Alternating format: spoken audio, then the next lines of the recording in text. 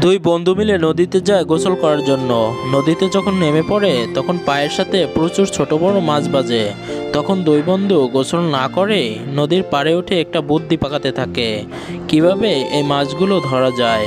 তখন এক বন্ধু বলে ওঠে, পানি যখন অল্প শুকিয়ে যাবে তখন পাম্পার মেশিন দিয়ে পানি সরিয়ে ফেলবো, আর মাছগুলো আমাদের কবজায় এসে যাবে। সেই কথা যেই কাজ।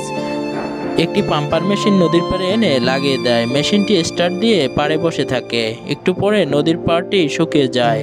তখন মাছগুলো ধরার চেষ্টা করে। একে একে বিভিন্ন প্রজাতির মাছগুলো ধরতে থাকে, কিন্তু মাছ ধরে শেষ করতে পারে না। তারা ভাবতে থাকে এত মাছ কোথা থেকে আসলো, কিন্তু ওখানে ছিল নুড়ি পাথর। সেই নুড়ি পাথরের নিচে অনেকগুলো মাছ লুকিয়ে ছিল, আর তারা সেগুলো মনের আনন্দে ধরতে থাকে। আসলে এ ধরনের মাছ তারা কখনোই দেখেনি, নতুন প্রজাতির এবং নতুন ধরনের মাছ। তাই তো এই ভিডিও দ্বারা বোঝা গেল চেষ্টা করলে অবশ্যই সফল হওয়া যায়। আজকের গল্পটি দর্শক কেমন লেগেছে অবশ্যই কমেন্ট বক্সে জানাবেন। ভিডিওতে একটি লাইক করে চ্যানেলটি সাবস্ক্রাইব করে সাথেই থাকবেন।